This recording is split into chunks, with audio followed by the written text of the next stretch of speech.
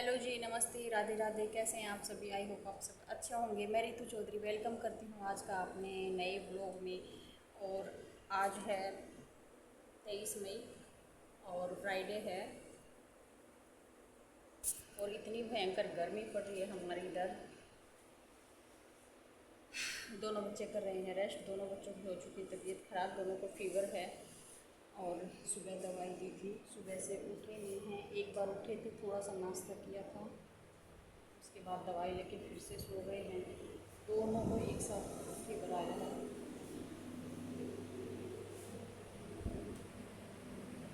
ये है कल, इसके सर में बुखार रहता है हमेशा। सर में नॉर्मल कभी नहीं रहता इसका बॉडी टेम्परेचर। देखिए भव्य पूरे शरीर में बता रहा है दर्द है, इसको बॉडी पेन है। और हेतल के सर में दर्द और फीवर। दूसरा, पढ़ाई का इतना ज़्यादा बर्डन हो रखा है बच्चों के ऊपर। इतना हैवी बैग लेके जाते हैं, इतनी बुक्स हैं, इतनी, मेरे से भी वो बैग नहीं उठता इनका। और इतना वर्कलोड है बच्चों के ऊपर, इतना होमवर्क दे देते हैं बच्चे, ना तो खेल पाते ना रेस्ट कर पाते। स्कूल से आएंगे 3 बजे, 3 से 4 तक ही रेस्ट कर पाते हैं, खाना खाइए, उसके बाद पढ़ने लग जाते हैं। रात के 9:30 बज जाते हैं, 10 बज जाते हैं। क्या थोड़ी बहुत देर के लिए इधर उधर घूम लिए बस, उसमें से आधा घंटा 20 मिनट बस। इनका वर्क ही कंप्लीट नहीं होता। मैं एक दिन सोच रही हूँ स्कूल में जाऊँगी और कंप्लेंट करूँगी। अभी छुट्टियाँ होने वाली हैं, छुट्टियाँ अभी तक कर देनी चाहिए थी इतनी गर्मी को देखते हुए, लेकिन अभी तक स्कूल वालों ने छुट्टियाँ नहीं की हैं बच्चों की। सिर्फ जो छोटी क्लास के बच्चे हैं, सेकंड क्लास तक की छुट्टियाँ की हैं। अरे भाई, बच्चे तो बच्चे हैं, चाहे वो छोटे हों या बड़े हों। अभी ये 6th और 7th में हैं और इनका हॉलीडे वर्क इतना है कि छुट्टियां कम पड़ जाएंगी। बच्चे क्या एंजॉय करें, क्या कहीं पे घूमें। इतना ही प्रोजेक्ट्स, इतना ही रिटर्न वर्क और इतना ही लर्निंग का, राइटिंग का तो इतना है हद से ज़्यादा। बच्चे की लिखते लिखते उंगलियां सूज जाती हैं। तो मेरे हिसाब से तो इतना बर्डन बच्चों पे अच्छा नहीं है। इनका बचपन ही ख़त्म हो रहा है स्टडी की बोझ के नीचे। दब चुके हैं बच्चे। और आज मैंने क्लास इंचार्ज से बात की इनकी, कोई फ़ायदा नहीं है। नाम बड़ा है स्कूल का, लेकिन उतना ही बर्डन है बच्चों के ऊपर। हेतल 5:30 बजे उठ के स्टडी करती है, 5:30 बजे उठ जाती है, पढ़ने को बैठती है, 6:30 बजे तक पढ़ती है। उसके बाद फिर स्कूल के लिए रेडी होना। 8 बजे यहाँ से बच्चे स्कूल चले जाते हैं। उसके बाद 3 बजे घर पे आते हैं। 3 बजे घर पे आने के बाद खाना खाएं, कपड़े चेंज करेंगे, उसके बाद 4 बजे तक ही रेस्ट कर पाते हैं। क्या रेस्ट करना हुआ ये। और 1 घंटा अलग से अगर रेस्ट करेंगे या खेलेंगे तो इनका वर्क कंप्लीट नहीं होगा रात को 11 बजे तक। मैंने खुद ने देखा है कितना वर्क रहता है बच्चों के ऊपर, इतना बर्डन है। मेरा सच में बहुत जीरो ही होता है बच्चों को देख के।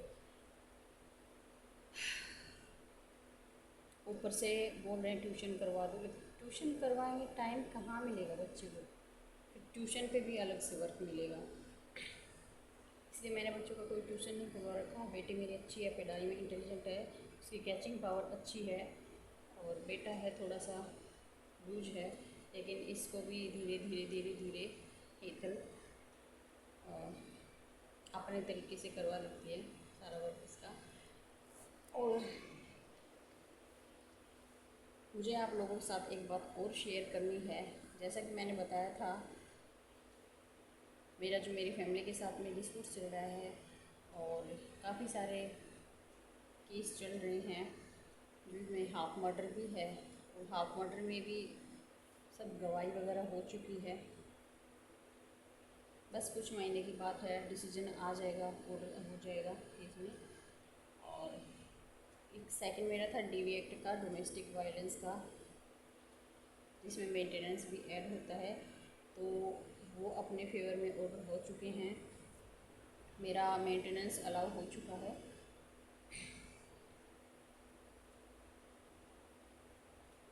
और मेंटेनेंस, एंट्री मेंटेनेंस जो एक बोलते गुजारा भत्ता, मेरा इतना अलाउ हुआ है। बहुत कम, बहुत रेयर केस होते हैं जो इतना मेंटेनेंस उनका अलाउ होता है, वो भी एंटरिंग मेंटेनेंस में। तो जो मैंने सोचा था मेरा उससे बढ़ के ही ऑर्डर किया गया है हजरत साहब ने, एंड वो जायज़ भी है, वो जायज़ भी है। लेकिन उन दरिंदे लोगों को मेरा मेंटेनेंस का ऑर्डर हजम नहीं हो रहा और भटकते फिर रहे हैं यहाँ से वहाँ कि कैसे हम ये मेंटेनेंस देने से बचें। अरे कमीनों, तुम हाँ अपने बच्चों का हक खा रहे हो, अपने बच्चों को रोड पे छोड़ रखा। मैं हूँ 3 साल से बच्चों को पाल रही हूँ, खिला रही हूँ, पिला रही हूँ, पढ़ा रही हूँ, ठीक है। तुम लोग वकीलों को दे दे के और ऐरे गहरे लोगों में पैसा फूंक रहे हो। पहले ही अगर अपने बच्चों की तरफ देख लेती तो ये दिन नहीं देखना पड़ता। क्या हुआ? बहुत कोशिश की थी, बहुत ज़्यादा कोशिश की थी, बहुत प्लानिंग की थी, ये सब बच जाएंगे, मेंटेनेंस देने से बच जाएंगे। अभी भी कोशिश करें कैसे कम करवाया जाए, नहीं होगा। इंक्रीज हो सकता है, कम नहीं होगा, ना होने दूँ।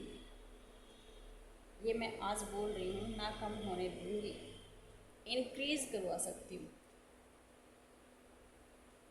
क्योंकि जो इतने सालों में, जो 13 सालों में तुम लोगों ने मेरी और मेरे बच्चों की जो दुर्गति करी है ना, वो भगवान देख रहा है। करने का फल भी मिलेगा, बच्चों का हक भी लेके रहूँगी, वो भी तुम्हें देना पड़ेगा। दुनिया के किसी कोने में छुप जाना नहीं बचोगे।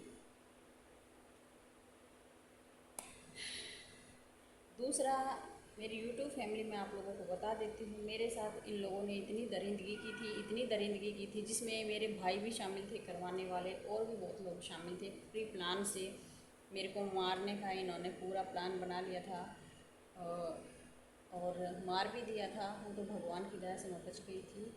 अभी उस साइको ने, उस कमीने ने, जिसका नाम रंजीत है, बदकिस्मती से वो मेरा हस्बैंड अब तो नहीं है, अब मैं नहीं मानती उसको, मैं अपनी पैर की जुत्ती बराबर भी नहीं मानती उसको। उसने मेरे खिलाफ़ इतने प्लान बनाए हैं, मुझे मारने की सुपारी तक दी है, मेरे हाथ पैर तोड़ने तक की सुपारी दी है। जो ये पैसे में, जो ये सुपारी किलर होते, जो पैसे लेके ऐसे काम करते हैं, किसी को भी गाड़ी से टक्कर मार देते हैं, कुछ भी, तो ये बातें मेरे सामने आई। नवंबर में इन लोगों ने प्लान बनाया था मुझे मरवाने का। अमाउंट बताऊँ आप लोगों को, 4 लाख। 4 लाख में मुझे मरवाएं या फिर मेरे हाथ पैर तोड़ें, जिससे मैं सिर्फ चारपाई में पड़ी रहूं, ऐसा इसने प्लान बनाया था। वो मेरे सामने आ चुका था, विदिन 1 वीक के अंदर वो बातें मेरे सामने आ चुकी थी, लेकिन मैंने कुछ नहीं बोला। हाँ, मैं अलर्ट थी, फर्स्ट डे से आज तक मैं अलर्ट हूँ, लेकिन अब इनका वो ही प्लान इनके ऊपर भारी पड़ रहा है।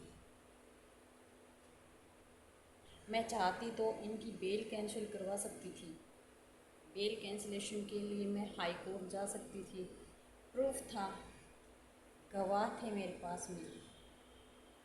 जिन लोगों को सुपारी दी थी वो लोग खुद जाकर कोर्ट में जज साहब के सामने बोल देते, लेकिन मैंने मना कर दिया, नहीं, जब तक मेरे पे भगवान का आशीर्वाद है,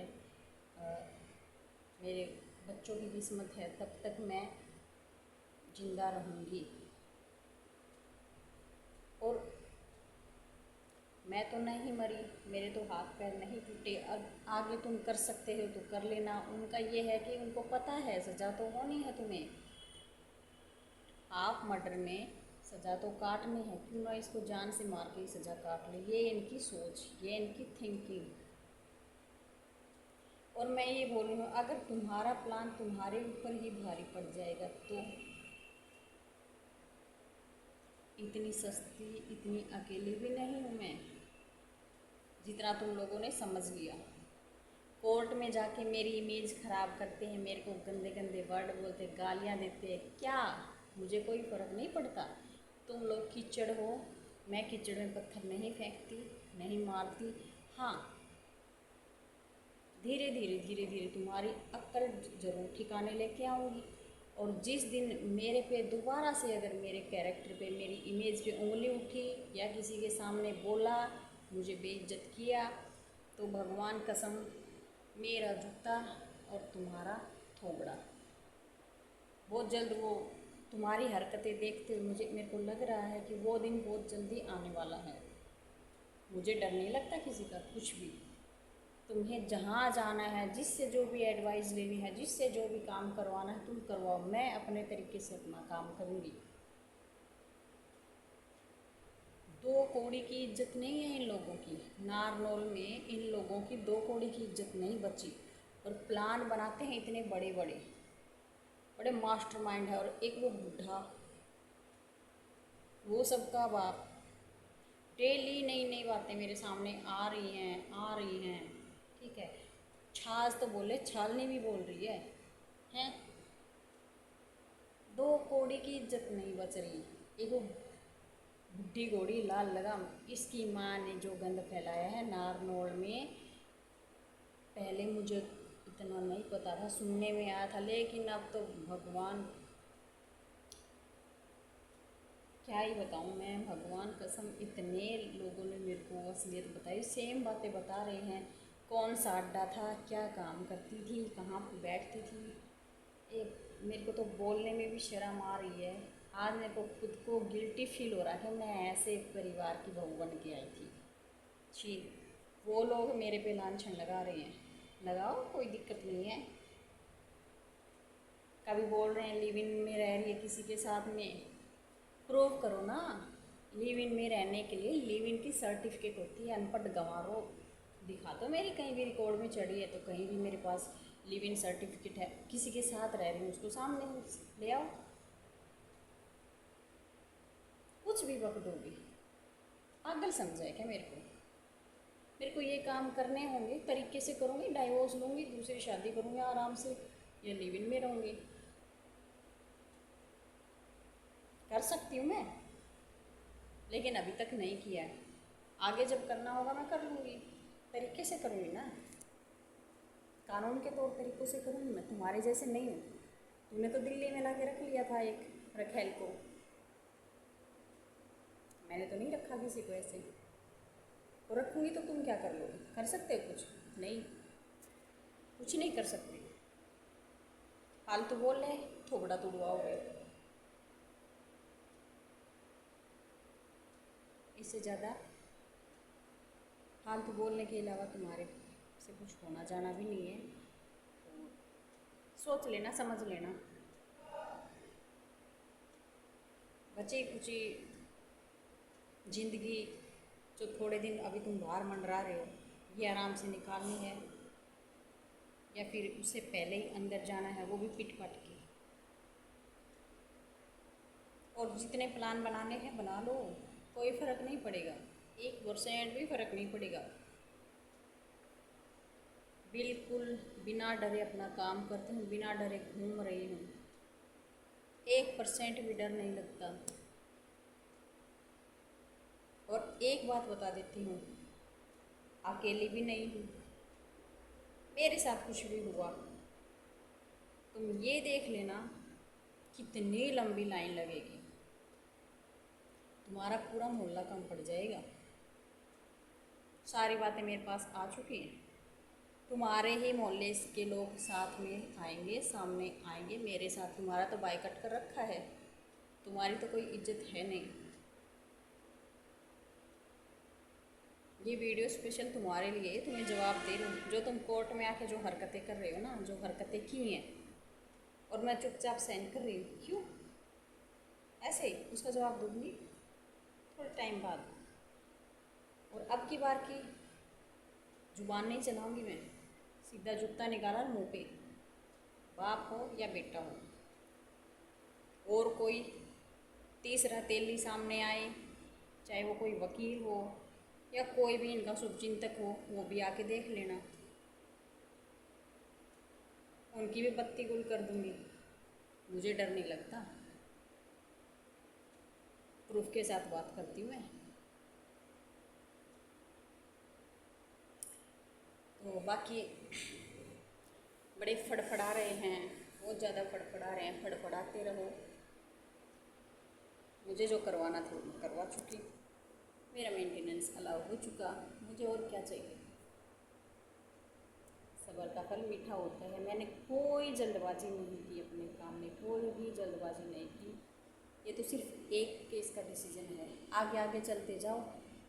8-9 केस हो रखे हैं, सब में देखती जाना। मुझे फर्जी वकील बताते हैं, किसने बोला मैं वकील हूँ? मैं नहीं हूँ, मैं कुछ भी नहीं हूँ, अभी तक मैं कुछ भी नहीं हूँ। ठीक है, फिर भी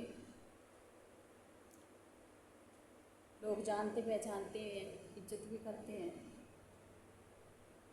तुम्हारे पास क्या है? इज्जत भी नहीं है, पहचान नहीं है। पहचान है बिल्कुल घटिया, टी क्वालिटी के लोगों में तुम्हारी पहचान आती है। तेरी माँ के नाम से तो अलग ही पहचान है तुम्हारी। मुझे कोई फ़र्क नहीं पड़ेगा, जो करना है करो। बाकी मेरे से पंगा लेना बहुत भारी पड़ जाएगा। इसको धमकी समझो या चेतावनी समझो। उम्मीद करती हूँ कुछ बातें समझ में आ गई होंगी। नहीं आए तो एक बार सामने आ जाना, फिर से मेरे सामने कर लेना आपकी बार हरकत, और तैयार रहना मोहर लगवाने के लिए।